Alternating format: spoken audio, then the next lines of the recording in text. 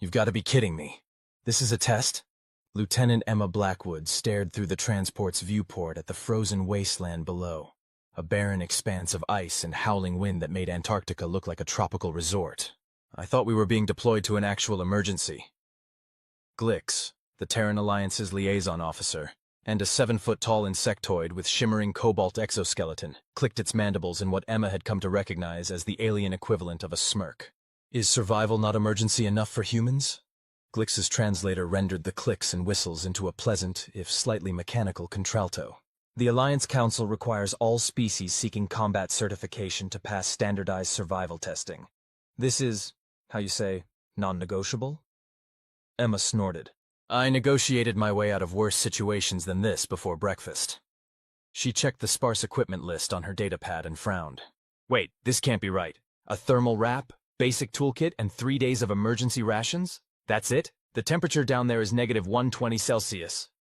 Precisely calibrated to your species' documented survival range, chirped Glix, antenna twitching with what might have been amusement. The other candidates received similarly appropriate challenges. Through another viewport, Emma spotted the other candidates, representatives from 6 different species that had petitioned to join the Alliance's elite intervention force.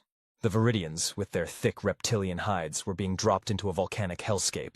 The aquatic Morigi were facing some kind of underwater pressure chamber. Each species was being tested in environments that pushed against their biological limitations. And let me guess, Emma said dryly, the pass rate is something ridiculous, like 20%? Glix's compound eyes glittered.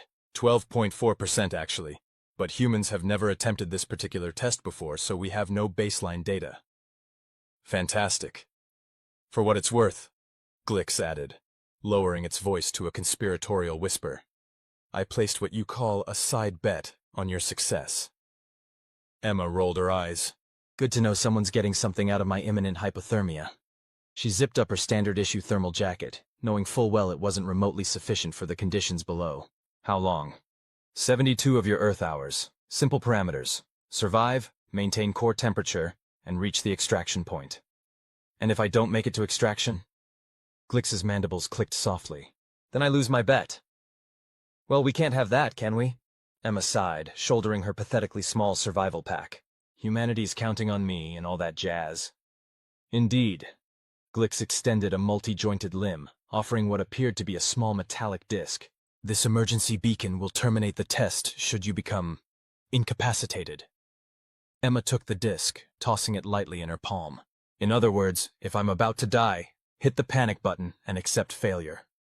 Precisely. No candidate has ever died during testing. The Alliance prides itself on ethical assessment procedures. How thoughtful. Emma tucked the beacon into her jacket pocket.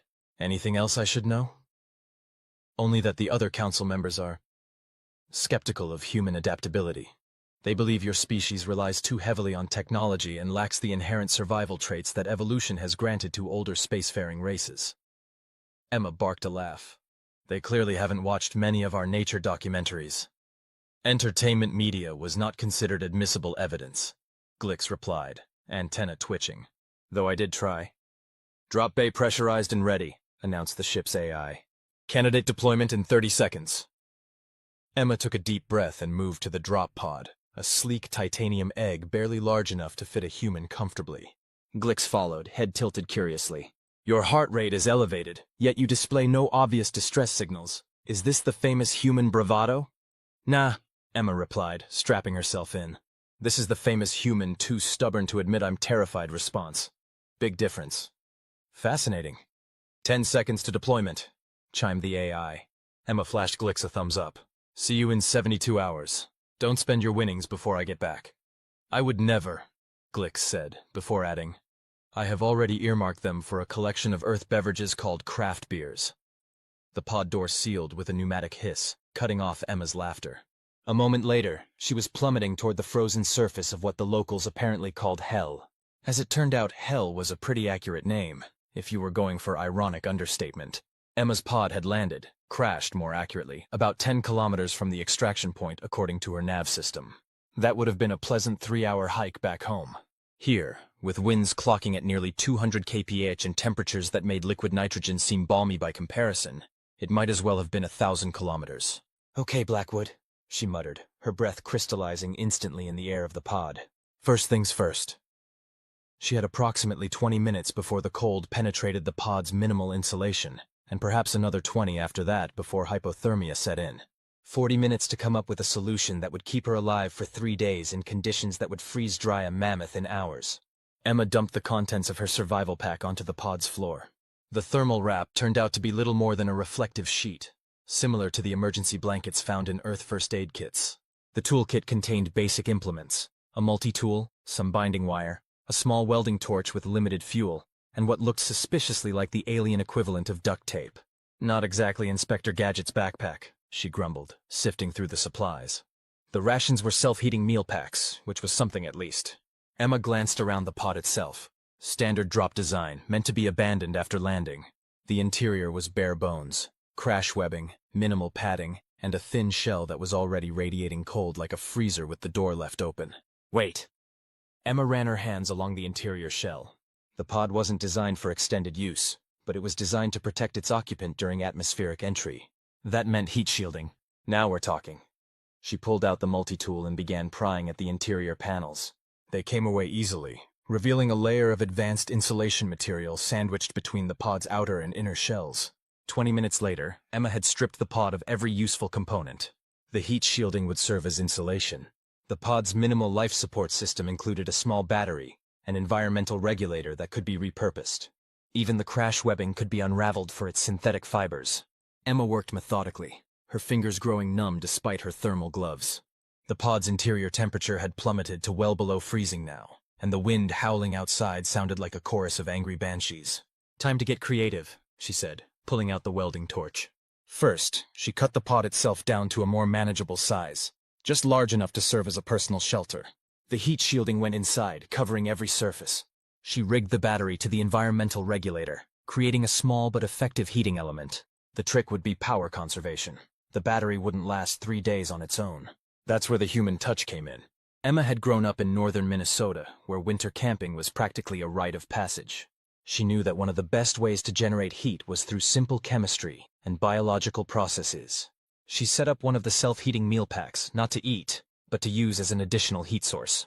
When activated, the exothermic reaction would provide a temperature boost to her makeshift heater.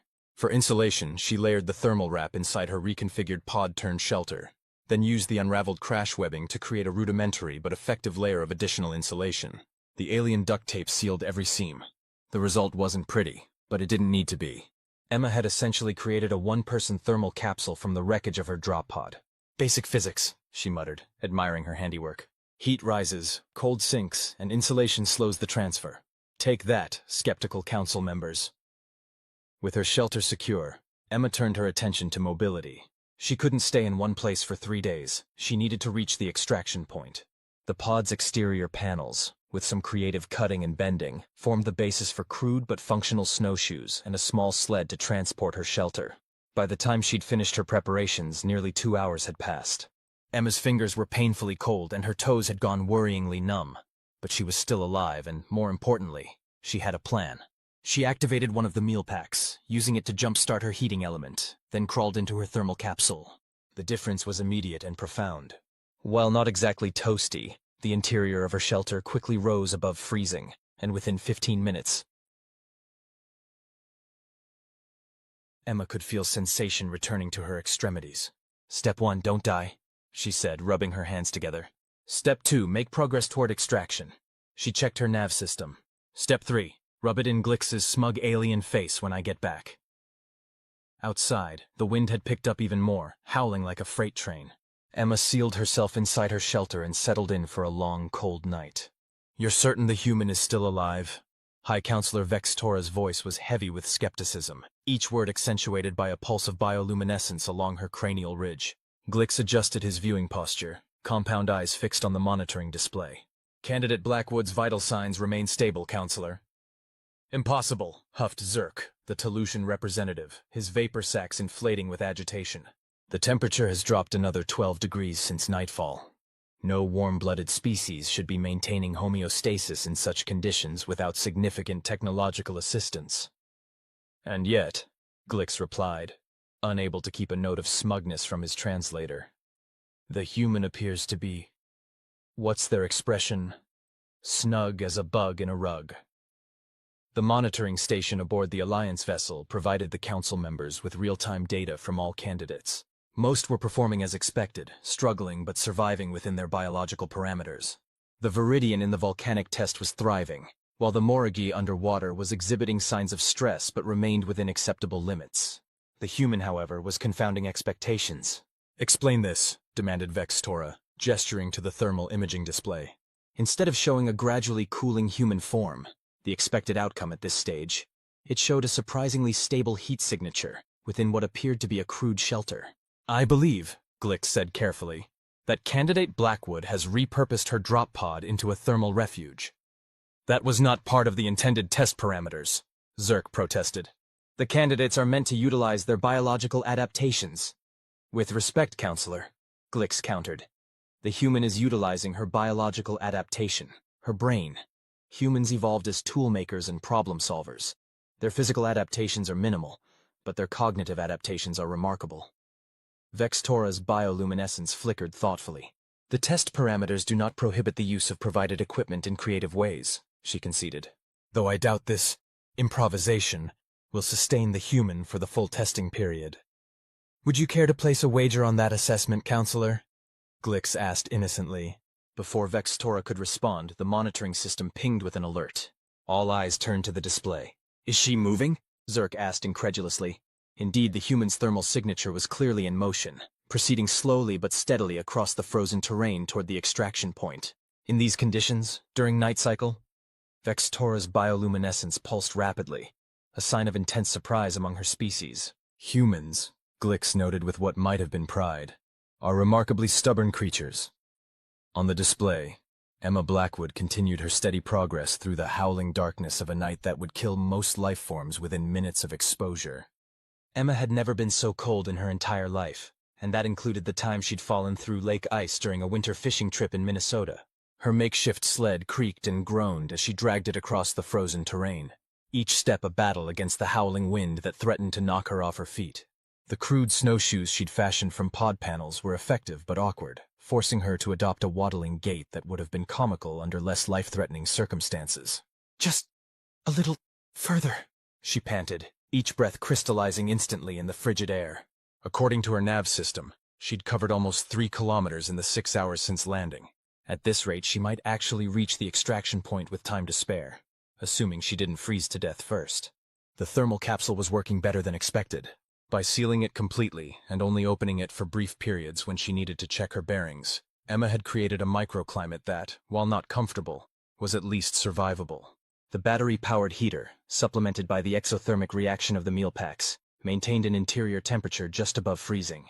It wasn't exactly the Ritz, but it beat the alternative. Emma paused, checking her nav system again. The extraction point was still 7 kilometers away, but the terrain ahead looked even more treacherous. A field of ice spires that glittered menacingly in the faint light of the planet's distant sun. "Fantastic," she muttered. "Just what I needed. An ice maze." She had 2 options. Try to navigate through the spires, which would be slow and dangerous, or go around them, which would add at least 3 kilometers to her journey. Neither option was particularly appealing. Emma squinted at the ice field, an idea forming. The spires weren't random. They followed a pattern, like the surface of a frozen lake that had been subjected to extreme wind patterns. And where there were patterns, there might be a path, she concluded. It was a gamble, but Emma had always been good at pattern recognition. She studied the ice field carefully, noting how the spires seemed to curve and flow in a specific direction. If she was right, there might be a natural corridor through the maze, a path of least resistance created by the same wind patterns that had formed the spires in the first place. Only one way to find out, she decided, adjusting her course. An hour later, Emma was deep within the ice field, threading her way between towering spires that glittered like deadly diamonds in the wan sunlight. Her gamble had paid off. There was indeed a winding path through the maze, though it required careful navigation and constant vigilance. The benefit, however, was unexpected but welcome. The spires provided shelter from the relentless wind, reducing the brutal chill factor significantly. In the relative calm between the ice formations, Emma made better progress than she had on the open terrain. "Take that, alien council," she huffed triumphantly as she cleared the far edge of the ice field. "Humans don't just survive, we adapt." Her satisfaction was short-lived. As she emerged from the protection of the ice spires, the full force of the planet's murderous wind slammed into her like a physical blow, nearly knocking her off her feet. Emma staggered, barely maintaining her grip on the sled containing her life-saving shelter. "Okay," she gasped, "maybe a little less hubris." The nav system showed she'd made excellent progress. Cutting through the ice field had saved both time and distance. She was now just under 4 kilometers from the extraction point. But the brutal cold was taking its toll. Despite her precautions, Emma could feel the chill seeping into her bones, and her movements were becoming increasingly sluggish. Time for a rest and rewarming session. Emma dragged her sled into the lee of the last ice spire, providing minimal but crucial shelter from the wind. She quickly untied the thermal capsule and crawled inside, sealing it behind her. The difference was immediate and wonderful. After the brutal exposure outside, the interior of her shelter felt positively tropical, though the temperature gauge showed it was barely above freezing. "Perspective is everything," Emma said with a shivering laugh. She activated one of the meal packs, this time to actually eat. As the package heated up, filling the small space with the aroma of what was allegedly beef stew, though it tasted more like lightly seasoned cardboard, Emma checked her supplies. The battery was holding up well, thanks to her conservative use of the heater. She had enough meal packs for another 2 days. The shelter itself was intact, with no significant damage from being dragged across the ice. All in all, things were going surprisingly well, which naturally meant something was about to go terribly wrong. As if on cue, a violent tremor shook the ground beneath her shelter. Emma froze, spoonful of pseudo-stew halfway to her mouth. "That can't be good." The tremor came again, stronger this time, accompanied by a deep, resonant groaning from the ice itself. Emma quickly sealed her meal pack and peeked outside. What she saw made her blood run cold, despite the relative warmth of her shelter. The ice spires, all of them, were vibrating, resonating with some subsurface disturbance. And they were beginning to crack. Definitely not good. Emma didn't need a geology degree to recognize an impending catastrophe. Whatever was happening beneath the surface, tectonic activity most likely, was destabilizing the entire ice field, and she was sitting right at the edge of it. She had perhaps minutes before the whole area became a death trap of falling ice spires and opening crevasses. "So much for rest time," Emma muttered, hastily repacking her shelter. She had barely secured it to the sled when the first spire collapsed, shattering with a sound like 1,000 windows breaking simultaneously. The shockwave nearly knocked Emma off her feet. "Time to go!" Emma grabbed the sled harness and ran, abandoning any pretense of careful navigation. Behind her, the ice field was collapsing in a catastrophic chain reaction, each falling spire triggering the collapse of its neighbors. The ground beneath her feet shuddered and cracked. Emma leapt over a suddenly appearing fissure, dragging the sled behind her. The air filled with ice particles and a deafening cacophony of destruction. For 5 heart-stopping minutes, Emma ran purely on adrenaline and instinct, staying just ahead of the collapsing terrain. When she finally reached stable ground and looked back, the entire ice field had been transformed into a chaotic jumble of shattered spires and gaping crevasses. "That," she gasped, trying to catch her breath, "was not in the brochure." Her nav system, miraculously still functional, showed she'd covered another kilometer in her panicked flight. 3 kilometers remained to the extraction point, but the mad dash had cost her. Emma was exhausted, her muscles burning from the exertion. Worse, she was dangerously overheated inside her thermal gear. Sweat was the enemy in cold environments, as it would eventually freeze against her skin. She needed to rest, but stopping now, in the open, with her body temperature elevated, would be suicide. "Keep moving," she told herself. "Slower pace, but keep moving." Emma adjusted her layers, venting some of the excess heat while being careful not to expose herself too much to the killing cold. Then she resumed her journey, putting one foot doggedly in front of the other. "Remarkable recovery," murmured Vkr'lak, watching the human's progress on the monitoring display. Most species would be in shock after such an environmental catastrophe. The tectonic event was unexpected, Vkr'lak acknowledged. The planetary survey indicated minimal geological activity in that region. Yet the human not only survived, but appears to be continuing toward the extraction point, Zerk observed, vapor sacs deflating slightly, a sign of reluctant admiration among his species. The monitoring station had become something of a gathering point for off-duty Alliance personnel, many of whom had placed their own wagers on the survival test outcomes. The human candidate had attracted particular attention, both for the novelty and for her unexpected resilience. "Her core temperature is elevated," noted Dr. Kavon, the Alliance's chief xenobiologist. "Dangerous, given the external conditions." "She's compensating," Vkr'lak pointed out, Reducing pace, adjusting insulation, basic thermal management. But for how long? Vkr'lak asked. She's been in constant motion for nearly 14 hours. Even with her shelter, she must rest eventually. Humans have remarkable endurance, Dr. Kavan said thoughtfully. Their evolutionary history as persistence hunters granted them the ability to maintain activity for extended periods. It's one of their few notable physical advantages. That, and their bizarre tendency to keep going out of sheer stubbornness, Glick added. They call it spite. On the display, Emma Blackwood continued her steady progress across the frozen waste, dragging her makeshift shelter behind her like a determined ant transporting a prize many times its size. 2 standard cycles remaining, Vkr'lak noted. And still over 70 spatial units from extraction. I stand by my wager, Glick said confidently. The human will complete the test successfully. Your confidence is either admirable or foolish, Zerk huffed. I cannot decide which. Glick's mandibles clicked in the insectoid equivalent of a smile. Among humans, I believe the appropriate response would be, want to double the bet. By the time Emma made camp for her first night, she had covered just over half the distance to the extraction point. Not bad considering the circumstances, but not great either. She set up her thermal capsule in the shelter of a small ice ridge, anchoring it securely against the relentless wind. Inside, she allowed herself the luxury of activating 2 meal packs simultaneously, one for food, one purely as a heat source. The battery was holding up well, and she needed the extra warmth to recover from the day's exertions. Halfway there, she murmured, checking her nav system one last time before settling in for a few hours of much-needed rest. Just another pleasant stroll through the winter wonderland tomorrow. Emma knew she should feel proud of her progress, but all she felt was bone-deep exhaustion and a nagging worry about what new challenges the planet might throw at her next. The ice field collapse had been a stark reminder that this was not just a cold environment, it was an actively hostile one. Still, humans had been surviving hostile environments since they first ventured out of the African savanna. This was just another test, albeit an extreme one. One day at a time, Emma reminded herself, a mantra she'd adopted during her military training. One step at a time. She drifted into an uneasy sleep, her dreams filled with shattering ice and howling winds. Morning, if the slightly brighter gloom could be called that, brought no improvement in conditions. If anything, the temperature had dropped even further, and the wind had taken on a moaning quality that set Emma's teeth on edge. But there was no alternative but to continue. Emma packed up her shelter, secured it to the sled, and set out once more toward the extraction point. The terrain was becoming more rugged, with jagged ice formations and treacherous drifts that made progress slow and difficult. By midday she had covered less than a kilometer, and fatigue was setting in.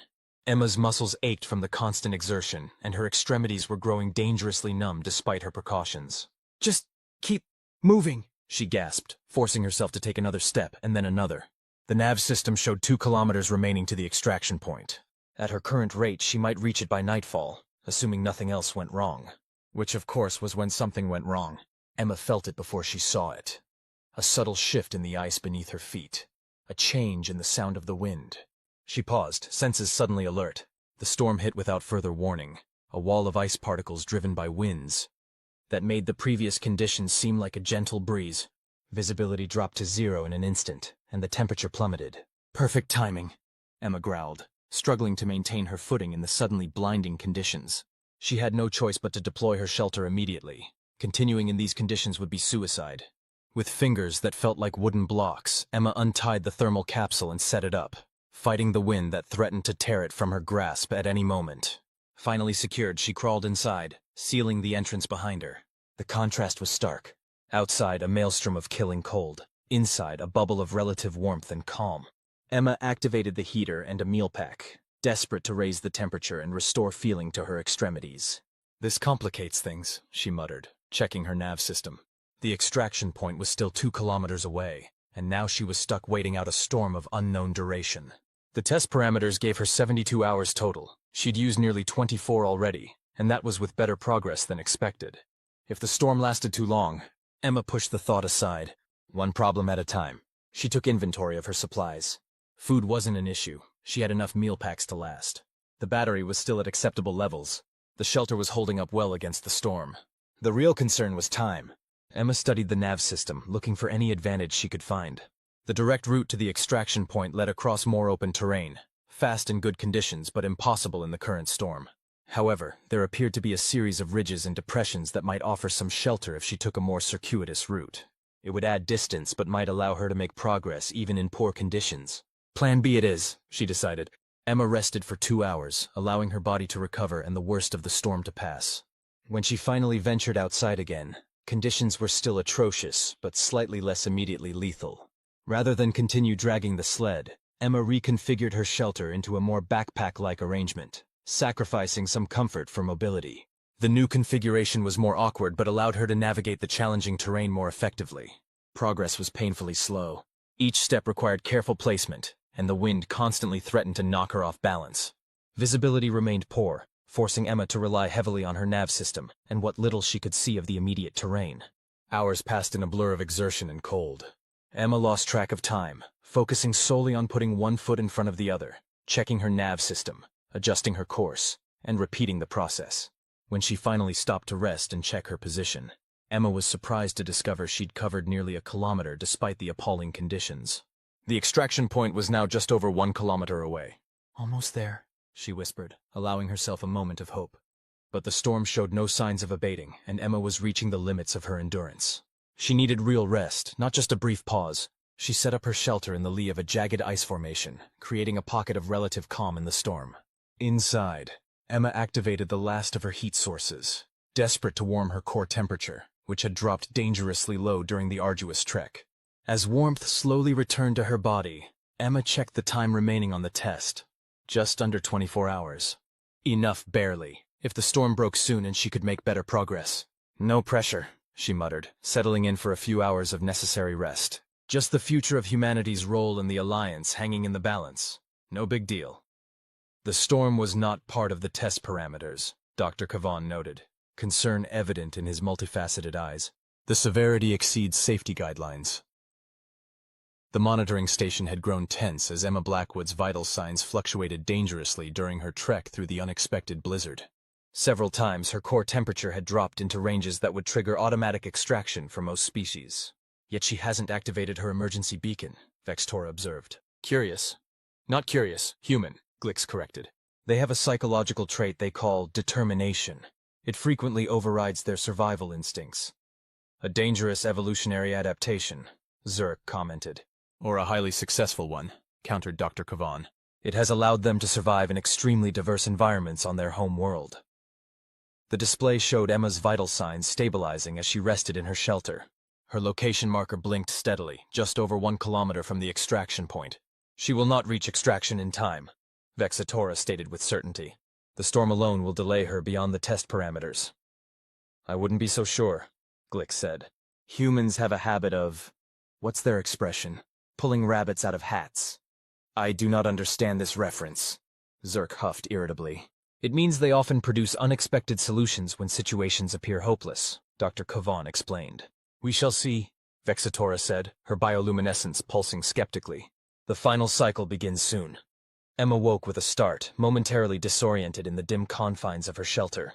Her nav system showed she'd slept for nearly 6 hours, longer than intended but clearly needed. She checked the external conditions. The storm had weakened somewhat, though it was still far from pleasant outside. More concerning was the time. Just 18 hours remained in the test. 1 kilometer in 18 hours should have been trivial, but in these conditions, with her resources dwindling and her strength fading, it would be a significant challenge. One step at a time, Emma reminded herself, packing up her shelter with efficiency born of practice. The final push to the extraction point led across a stretch of relatively open ground, then up a steep incline to a plateau where the Alliance shuttle would be waiting. In good conditions, it would be a 3-hour hike at most. In the current conditions, Emma stepped outside, immediately assaulted by the biting wind and swirling ice particles. Visibility had improved slightly. She could now see perhaps 20 meters ahead, but the cold was, if anything, more intense than before. Forward, she muttered, adjusting her makeshift pack and setting out. The first few hundred meters went better than expected. The terrain was relatively even, and Emma found a rhythm that allowed her to make steady progress despite the conditions. Her nav system showed her closing the distance to the extraction point at an acceptable rate. Then she reached the incline. What had appeared on the nav system as a simple slope revealed itself to be a treacherous ice wall, nearly vertical in places, its surface glazed with a layer of slick ice that reflected the faint sunlight like polished glass. You've got to be kidding me, Emma said flatly, staring up at the imposing barrier. There was no way around it. The ice wall extended in both directions as far as she could see through the swirling snow. The only way to the extraction point was up. Under normal circumstances, with proper equipment, scaling such a wall would be challenging, but doable. With her limited supplies and in her exhausted state, it seemed nearly impossible. Nearly, but not quite. Emma surveyed her remaining resources. The multi-tool included a small blade that could be used to cut handholds in the ice. The binding wire could be fashioned into crude crampons for her boots. The pod panels from her sled could be repurposed yet again, this time as climbing aids. Time to get creative, she decided. Over the next hour, Emma disassembled her sled and reconfigured her shelter into an even more compact package that could be worn like a backpack. She created simple but effective ice picks from pod panels and the multi-tool, bound to her hands with strips of insulation material. For her feet, she fashioned rudimentary crampons using the binding wire wrapped around her boots in a cross pattern. It wasn't pretty, and it certainly wasn't what you'd find in a mountaineering shop. But it might be enough. Only one way to find out, Emma said, approaching the base of the ice wall. The climb was every bit as difficult as she'd anticipated. Each handhold had to be carefully cut into the ice, each foothold tested before trusting it with her weight. Progress was agonizingly slow, measured in centimeters rather than meters. Halfway up, disaster struck. A handhold that had seemed secure suddenly gave way, sending Emma sliding several meters down the ice face before her improvised crampons caught and halted her fall. The sudden stop nearly tore her shoulder from its socket, and the impact against the ice wall knocked the wind from her lungs. For a long moment, Emma hung there, fighting for breath, every muscle screaming in protest. "Not like this," she gasped when she could finally speak again. "Not this close," with a supreme effort of will. Emma regained her position and continued the climb, even more cautiously than before. Each movement was a battle against gravity, exhaustion, and the relentless cold that seeped through her gloves and boots. It took nearly 3 hours to scale the ice wall, 3 hours of constant exertion and focus that drained Emma's remaining energy reserves. But finally, her hand reached the top edge, and with one last desperate heave, she pulled herself onto the plateau. Emma lay there for several minutes, simply breathing, too exhausted to move. The extraction point was visible now, a small dome-like structure perhaps half a kilometer across the plateau. So close, yet with her body screaming in protest at the mere thought of movement, it might as well have been on another planet. "Just a little further," she wheezed, forcing herself to her knees, then to her feet. The nav system showed 12 hours remaining in the test. Plenty of time to cover half a kilometer, even crawling, but Emma's condition was deteriorating rapidly. The climb had depleted her last reserves, and the cold was seeping into her core, her makeshift gear no longer sufficient to maintain her body temperature. One step, another. Emma focused entirely on the simple act of putting one foot in front of the other, her vision narrowing until all she could see was the next meter of terrain. Time became meaningless, distance an abstract concept. There was only the next step, and the next, and the next. When Emma finally reached the extraction dome, she nearly collapsed against its sealed entrance. Her fingers, numb and clumsy, fumbled with the access panel. The system recognized her biometrics, and the door slid open with a pneumatic hiss. Warm air rushed out, enveloping Emma like a blessing. She stumbled inside, the door sealing automatically behind her.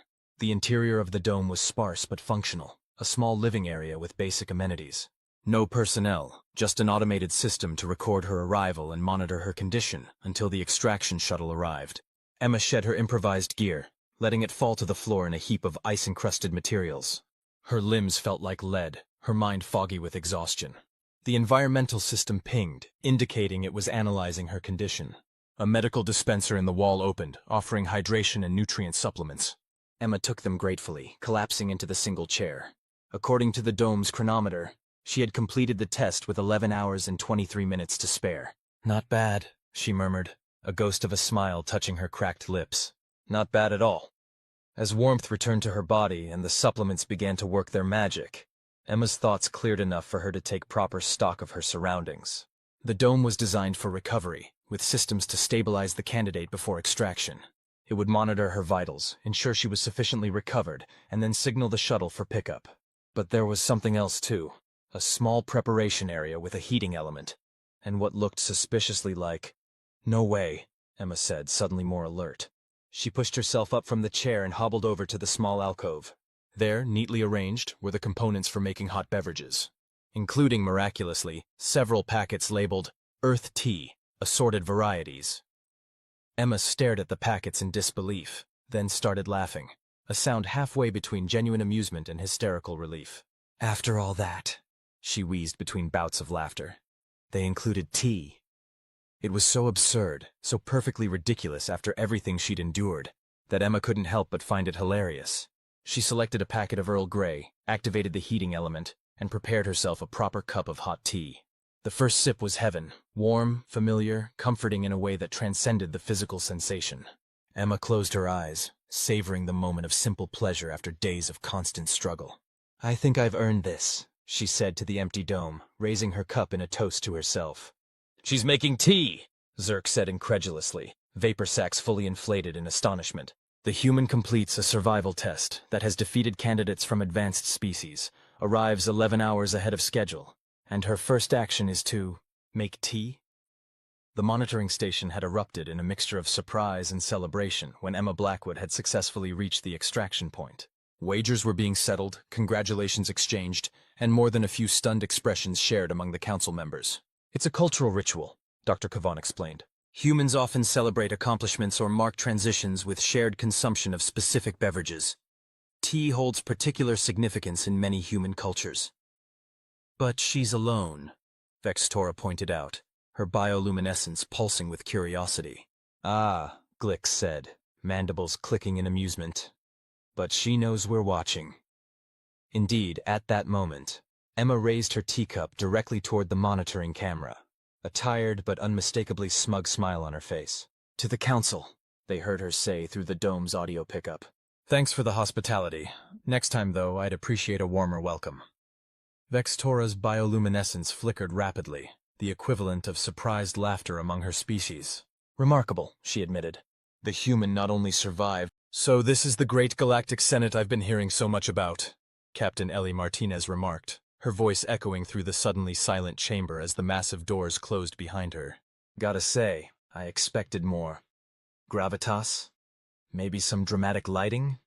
You know, something that screams, we decide the fate of civilizations, rather than we have bi-monthly potlucks and discuss parking regulations."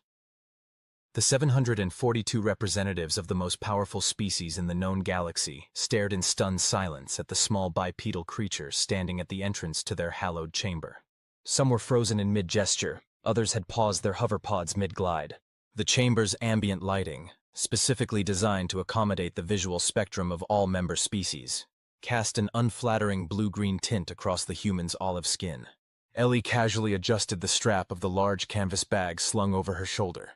The wet thump it made when it hit her hip drew a series of horrified gasps from the representatives closest to the entrance. "Sorry I'm late," she continued, striding forward with the confident gait of someone who belonged there, despite the fact that humans most certainly did not. "Traffic was absolutely murderous. You should really consider installing some bypasses around Centauri. The whole sector's a nightmare during rush hour." The Galactic Senate's premier, a 13-foot-tall Vexari with bioluminescent appendages that currently pulsed a dangerous red, finally recovered enough to speak. How did you get in here?" Premier Zojal demanded, voice rattling through translator nodes around the chamber. "This is a closed session. The Senate floor is forbidden to non-member species." Ellie paused halfway to the central speaking platform, putting a hand to her chest in mock offense. "Non-member species? That hurts, Premier. Really, it does. Especially considering your empire spent the last 5 years trying to exterminate us." She resumed walking, boots echoing on the polished stone floor. "I would have thought that made us significant enough to warrant at least observer status." A nervous murmur rippled through the assembled representatives. Many were already accessing their neural interfaces, frantically searching their databases for information on this bizarre creature and her species. "Guards!" Zojal bellowed, tendrils now pulsing purple with rage. Nothing happened. "Yeah, about your guards," Ellie said, reaching the central platform and casually leaning against it. "They're taking a little nap. Don't worry, we didn't kill them, unlike some people in this room." Her eyes swept across the Senate floor, lingering meaningfully on several representatives who squirmed uncomfortably. Humans don't believe in killing sentient beings without a damn good reason. The Premier's tendrils coiled tightly against their thorax, a sign of extreme agitation among Vexari. "You dare to breach the security of the Galactic Senate? This is an act of war against not just one civilization, but the entire United Galaxy." Ellie laughed, the sound sharp and humorless. An act of war. That's rich coming from you lot. Remind me again who fired the first shots at the Jupiter outpost. Who bombarded our colonies on Proxima Centauri B? Who deployed biological weapons on Europa? Her voice hardened with each question, the casual demeanor falling away to reveal the steel beneath. By my count, the galaxy declared war on humanity 5 years ago. We're just finally responding. A plorbian representative, a gelatinous being with multiple sensory stalks, oozed forward slightly. What do you want, human? It gurgled through its translator. Why have you come here? Ellie's expression softened slightly as she regarded the plorbian. The diplomatic records indicated they had been one of the few species to abstain from the vote authorizing the containment action against Earth. What do I want? That's a fair question. She straightened up, no longer leaning against the platform. I want what any reasonable species would want after being targeted for extinction. Justice, recognition, and some goddamn respect. With that, she swung the canvas bag forward and upended its contents onto the speaking platform.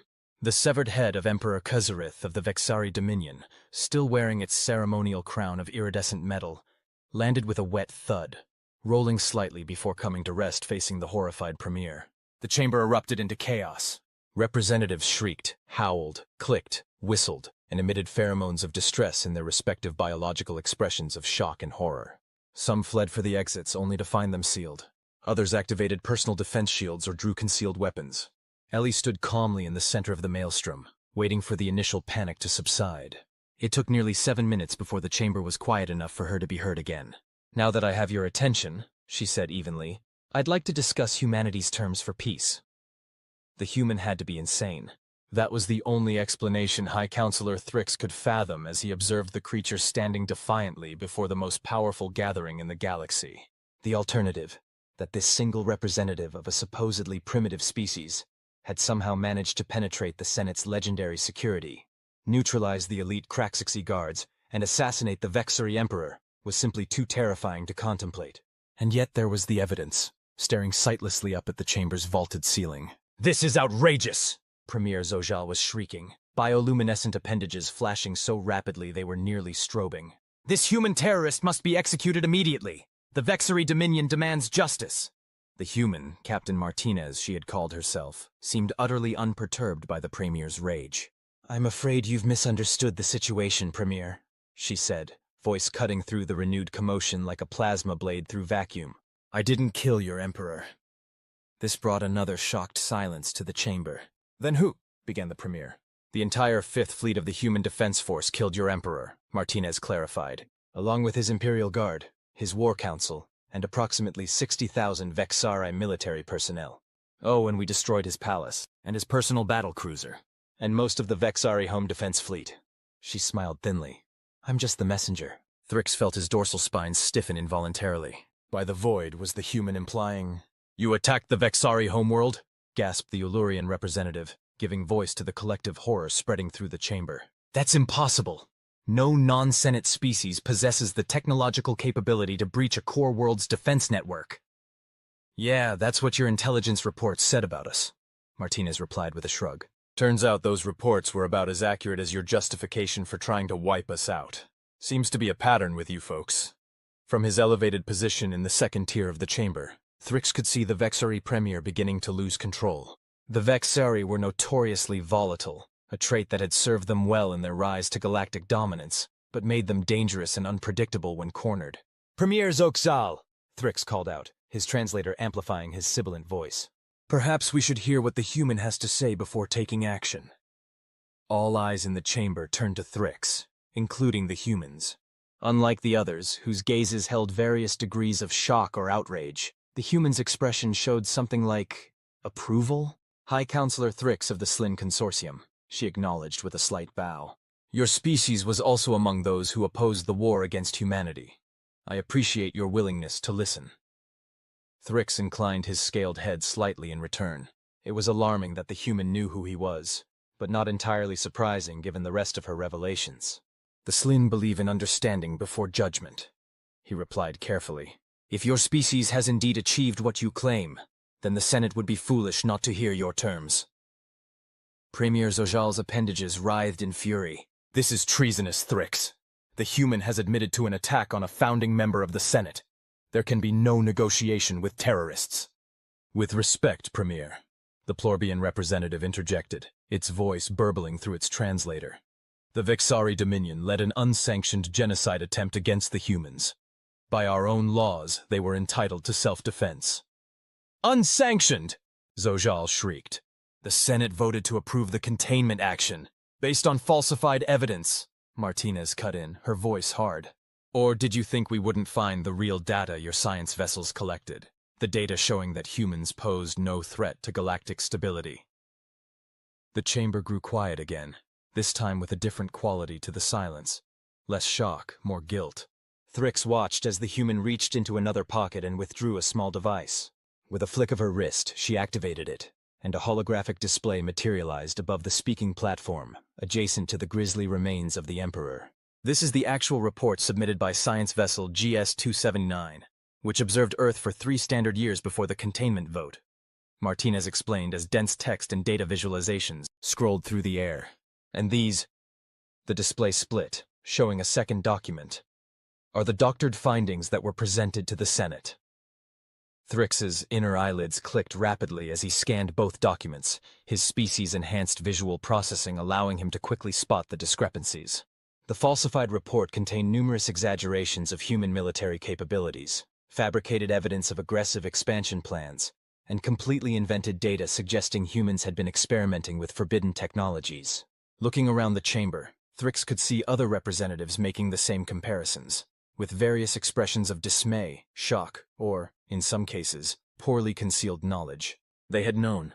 Some of them had known the evidence was falsified and had voted for genocide anyway. Why? The question came from the Tellurian representative, a crystalline being whose facets now shimmered with the equivalent of tears.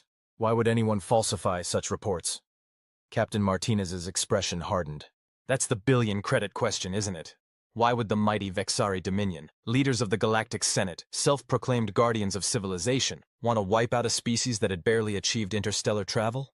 She tapped the device again, and the display changed to show a geological survey of Earth and its solar system. Maybe it had something to do with this.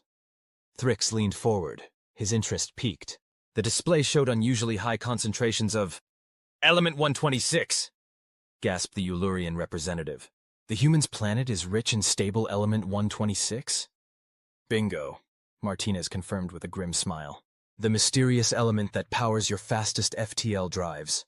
The element that makes your quantum communication network possible. The element that the Vkr'lak Dominion has controlled the supply of for the last 3 centuries. She gestured at the display. Turns out Earth has the largest deposits ever discovered, by about an order of magnitude. The implications were immediately clear to everyone in the chamber. Element 126, or stellarium as the Senate officially designated it, was the cornerstone of advanced galactic technology. The Vkr'lak had maintained their political dominance largely through their control of the element's limited supply. The discovery of a planet rich in the substance would completely upend the galactic power structure. Premier Zokshal's appendages had ceased their angry pulsing and now hung limply, a sign of defeat among their kind. So now you understand, Martinez continued, her voice echoing through the stunned chamber. The Vkr'lak didn't try to exterminate humanity because we were a threat. They tried to exterminate us because of what we had, and they convinced many of you to go along with it based on lies. She looked around the chamber, meeting the eyes, optical sensors, or sensory apparatus of as many representatives as she could. But here's where the story takes an unexpected turn. Despite your best efforts, you failed. Humanity survived, and contrary to what you might expect, we're not here for revenge. This statement seemed to surprise the Senate more than anything that had come before. If not revenge, then what do you want? Asked Thrix, genuinely curious. Captain Martinez smiled, a gesture that, Thrix had learned from his species' limited study of humans, could indicate either friendliness or predatory intent. We want in. You want membership in the Galactic Senate? Premier Zojal's voice had lost its commanding resonance, and now sounded small, almost bewildered. Got it in one, Ellie confirmed, casually shifting her weight to her other foot. She deliberately kept her posture relaxed, non-threatening, a stark contrast to the severed head still resting on the platform beside her. The stunned silence that followed was frankly priceless.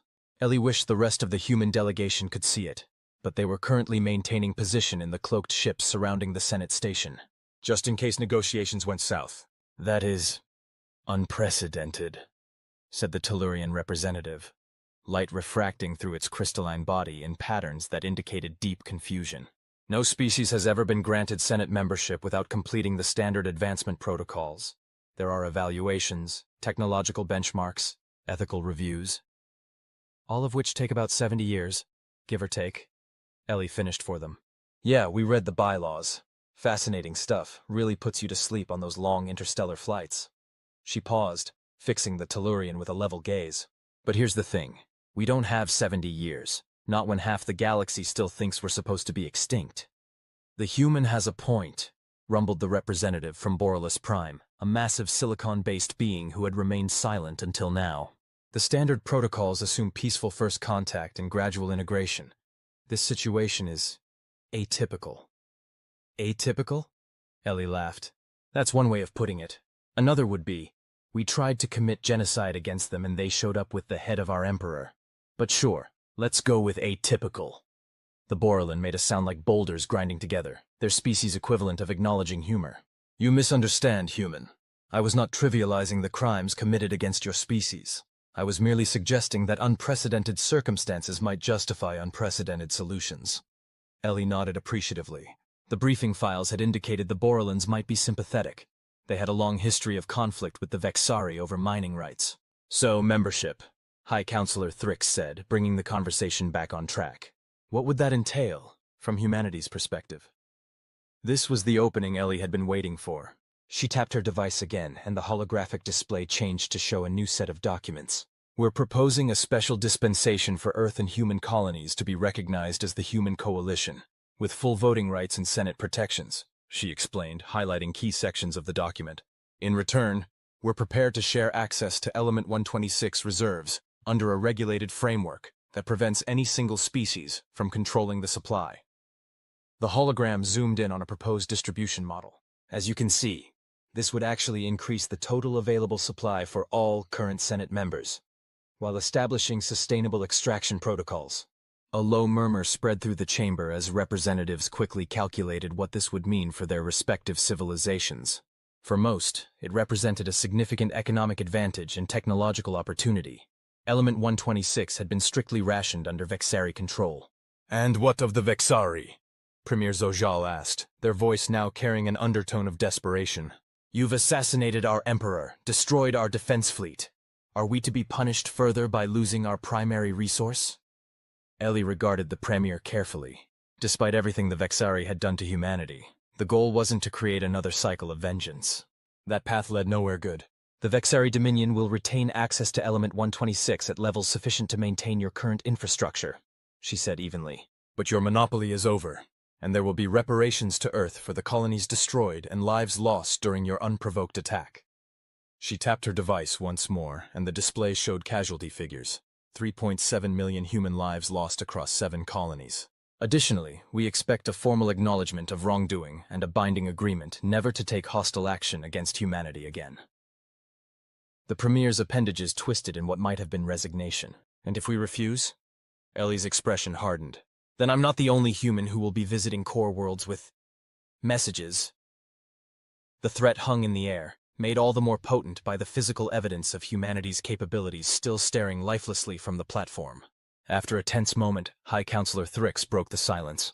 I believe the Senate should consider the human proposal seriously, he said, his translated voice carrying the weight of authority.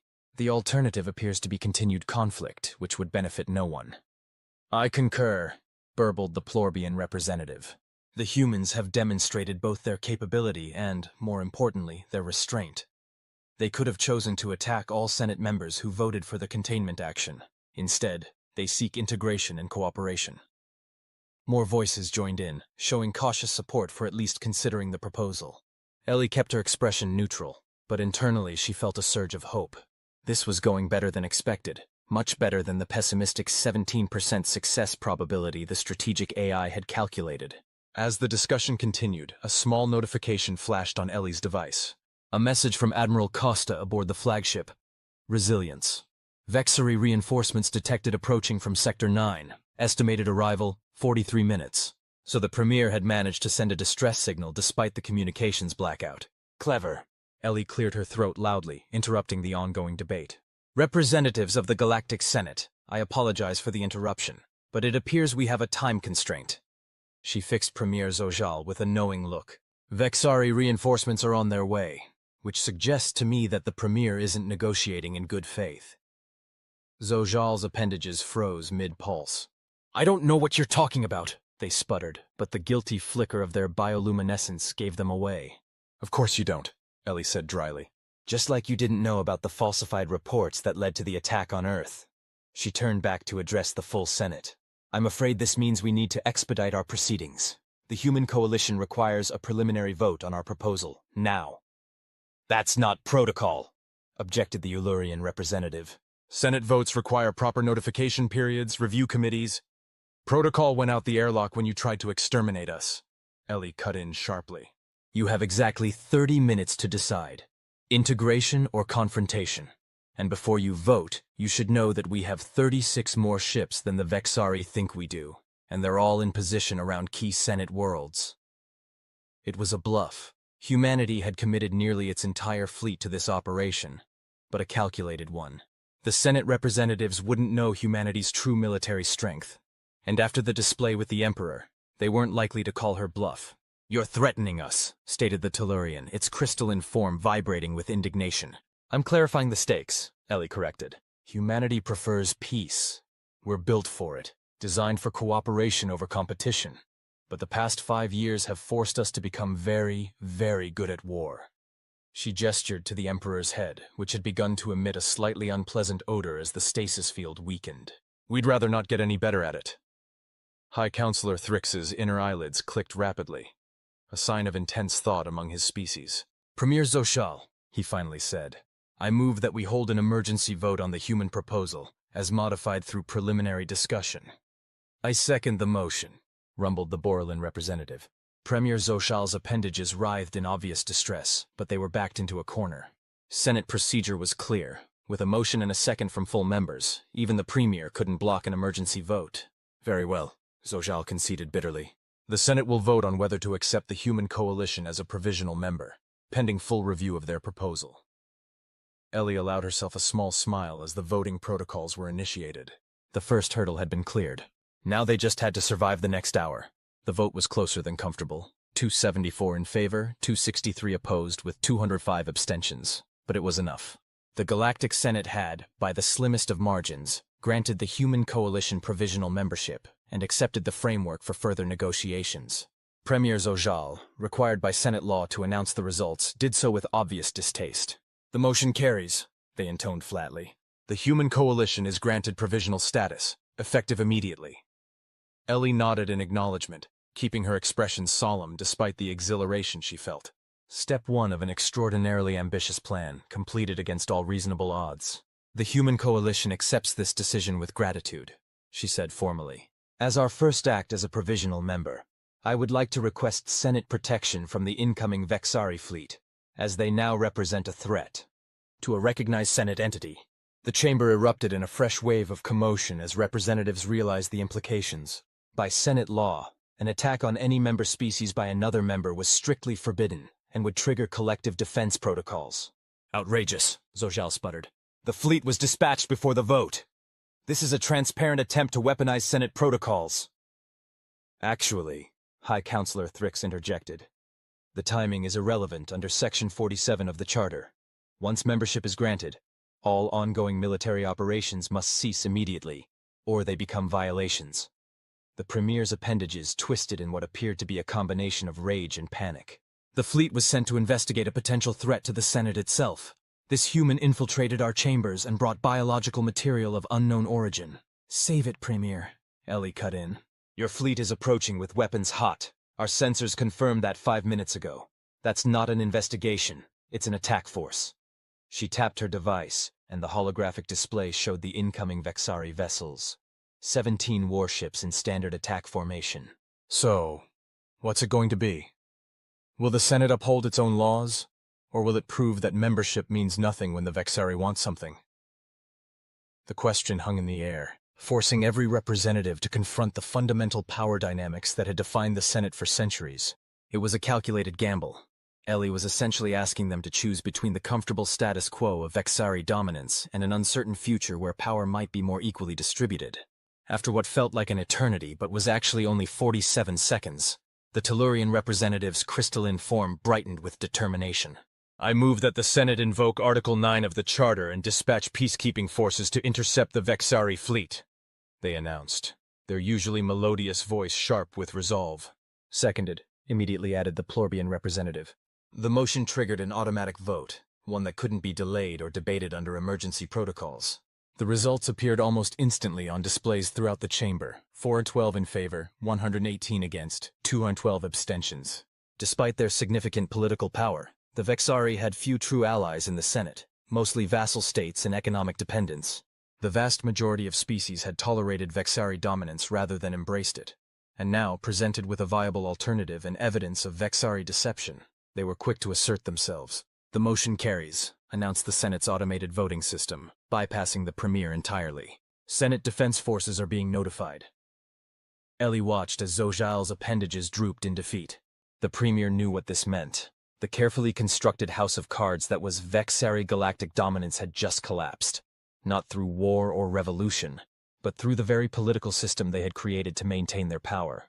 There was a certain poetry to it. Representatives of the Galactic Senate, Ellie addressed the chamber. The human coalition appreciates your commitment to upholding the law. As a gesture of our good faith, we offer immediate assistance. She tapped her device once more. Admiral Costa, you are cleared to decloak and render assistance to Senate Defense Forces. On the holographic display, 12 human warships suddenly appeared on the sensor readings, having dropped their stealth fields. They were already in position to intercept the incoming Vexari fleet. Gasps and murmurs filled the chamber once again. Your ships were there the entire time?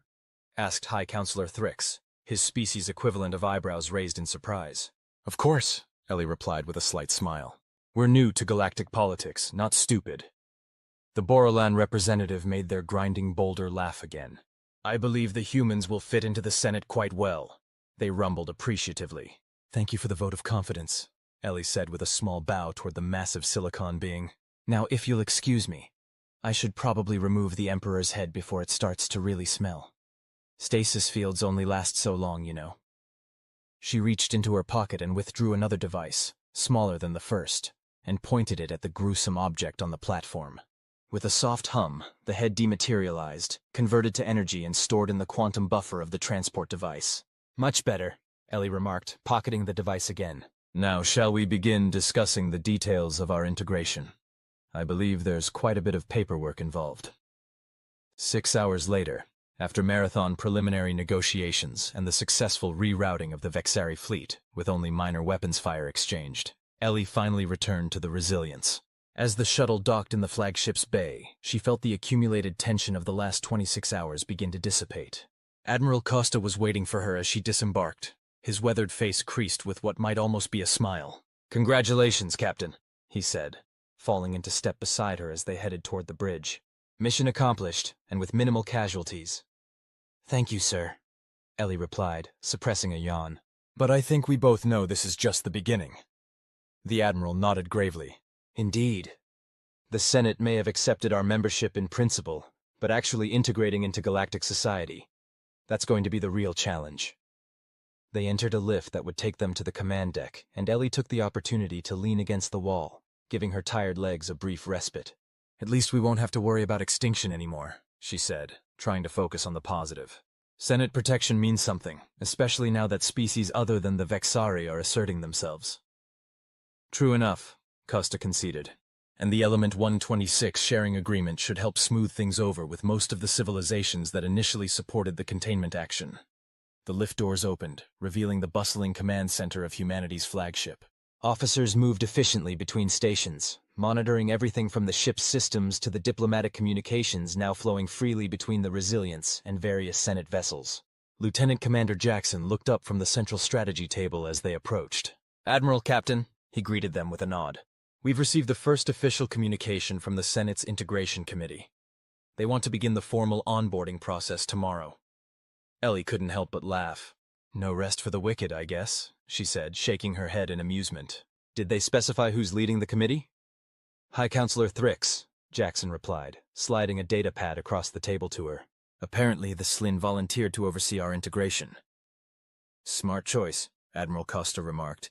The Selene have a reputation for fairness, and they were against the containment action from the start. Ellie skimmed through the message on the datapad. It was formal but not unfriendly, outlining the initial steps and requesting a full delegation to meet with the committee. They want us to send 20 representatives, she noted, raising an eyebrow. That's more than standard for new members, according to the research. They're curious about us, Jackson suggested. Can't really blame them. We were supposed to be dead, and instead we showed up with advanced technology they didn't know we had, and took out the emperor of the most powerful species in the galaxy. Speaking of which, Costa interjected, what did you do with the evidence?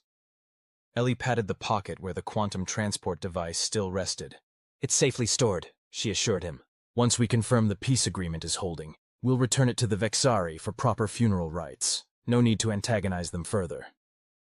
The Admiral nodded approvingly. Good. Despite everything they did, we need to demonstrate that we're better than they are. More civilized. Oh, I think we've made that point pretty clearly, Ellie said with a grim smile. We could have bombarded their homeworld into dust, but we conducted a surgical strike against military targets and their leadership. That speaks volumes. Lieutenant Commander Jackson cleared his throat. There's one more thing you should both see, he said, tapping commands on the strategy table. A new holographic display materialized, showing news broadcasts from various Senate worlds. The images were remarkable. On planet after planet, citizens of dozens of species had taken to the streets, not in protest, but in celebration. Many were waving improvised flags bearing Earth's symbol alongside their own planetary emblems. What are we seeing? Admiral Costa asked, leaning forward to study the footage. Public reaction to today's events, Jackson explained. It seems the Vkr'lak weren't particularly beloved among the general population of the Senate worlds. News of their deception and our dramatic entrance has resonated with a lot of people. Ellie watched in amazement as the display showed a massive gathering in the main plaza of the Tellurian homeworld. Crystalline beings were projecting images of Earth and the solar system through their bodies, creating a dazzling light show. They're celebrating us? She asked incredulously. Even after we showed up with a severed head and threatened them? Not despite that, Jackson corrected with a slight smile. Because of it. The Vkr'lak have been bullying the galaxy for centuries. You humiliated them publicly and broke their power without firing a shot at the Senate itself. For a lot of species, that makes humanity heroes. Admiral Costa frowned. That's a dangerous narrative. We're not conquerors or revolutionaries. We just want to survive and find our place in the galaxy. With respect, sir, Ellie said cautiously, maybe we should embrace this a little. Not the hero worship, but the goodwill. If the public on Senate World supports human integration, it makes it harder for their governments to backtrack on today's agreements. The Admiral considered this for a moment, then nodded reluctantly. You have a point, Captain, and I suppose it's better than being feared or hated. He straightened his uniform jacket decisively. Jackson put together a communications team to craft appropriate responses to these demonstrations. Grateful, but humble. We want allies, not followers. Yes, sir, Jackson acknowledged, making notes on his pad. Ellie suppressed another yawn, the fatigue of the day's events finally catching up with her in earnest. Captain Martinez, Costa said, noticing her exhaustion. You've done enough for one day. Get some rest. Tomorrow's going to be just as demanding. Aye, sir, she replied gratefully. I'll review the integration protocols before the meeting tomorrow. As she turned to leave, Admiral Costa called after her. And Ellie, good work today. Humanity couldn't have asked for a better representative for first contact, even if it was a rather unconventional one. She smiled tiredly. Just doing my job, sir, making sure the galaxy knows that humans are here to stay. 3 weeks later, Ellie found herself once again standing in the Galactic Senate chamber, though under markedly different circumstances. The emergency session had given way to a formal ceremony, with representatives of all Senate species gathered to witness the official induction of the Human Coalition as the newest full member of the galactic community. The integration process, which normally took decades, had been compressed into an intensive 3-week diplomatic marathon. It hadn't been smooth. There were still factions that resented or feared humanity's sudden rise. But the combination of Earth's Element 126 reserves and the very real demonstration of human military capabilities had created a powerful incentive for cooperation. Ellie stood at the center of the human delegation, which included Admiral Costa, key military officers, scientists, artists, philosophers, and representatives from Earth's various cultural and political regions. They were dressed in formal diplomatic attire, specially designed for the occasion, elegant but practical, with subtle elements that paid homage to humanity's diverse heritage. The chamber looked different now, brighter, with none of the clandestine shadows that had aided her infiltration. The speaking platform where she had once deposited an emperor's head had been polished to a gleaming shine, and the premier's position was now occupied by an interim leader, a plorbian whose gelatinous form quivered with anticipation. Premier Zoshal had been removed from office following a vote of no confidence, the Senate finally acknowledging what many had known for centuries. The Vexari's leadership had been built on intimidation and resource manipulation, not merit or wisdom. Representatives of the Galactic Senate, the plorbian interim premier began, voice bubbling through its translator. Today we gather to formally welcome the human coalition into our community of species. Their path to membership has been unconventional. A ripple of what might have been laughter moved through the chamber. But they have demonstrated both the capability and temperament required for participation in galactic governance. Ellie maintained a diplomatically neutral expression despite the urge to smile. Unconventional was certainly one way of describing their entrance onto the galactic stage. Before we proceed with the induction, the Premier continued, High Counselor Thrix of the Integration Committee will present the final assessment. Thrix rose from his seat, scaled form catching the light as he moved to the speaking platform. The Integration Committee has completed its evaluation of human civilization, he announced, his sibilant voice carrying clearly through the translator nodes. Despite the abbreviated time frame, we have conducted thorough examinations of human history, culture, technology, ethics, and governance systems. He activated a holographic display showing key metrics and assessments. Humans are a paradoxical species, Thrix continued, a note of what might have been affection in his voice. They exhibit both remarkable capacity for cooperation and fierce individualism. They create art of stunning beauty while developing weapons of terrifying efficiency. They have waged countless wars among themselves, yet maintain a consistent ethical framework valuing peace and dignity. The display shifted to show scenes from Earth, everything from children playing in parks to scientists working in laboratories to the orbital defense platforms that had helped repel the initial Vexari assault. In many ways, humans represent a microcosm of the Senate itself. Diverse, contradictory, sometimes conflicted, but ultimately striving toward a greater harmony. Ellie felt a surprising swell of pride at the assessment. Thrix had captured something essential about humanity, something that even humans themselves sometimes forgot in their day-to-day struggles. Based on our evaluation, Thrix concluded, the committee unanimously recommends acceptance of the human coalition as full members of the Galactic Senate, with all rights and responsibilities thereof. The chamber erupted in applause, or the various species equivalents of applause, from rhythmic humming to pheromone releases to bioluminescent flashing. Admiral Costa leaned slightly toward Ellie. You realize the irony, don't you? He murmured, barely moving his lips. They tried to wipe us out because they thought we were dangerous, and now they're celebrating us. Because we proved we're dangerous.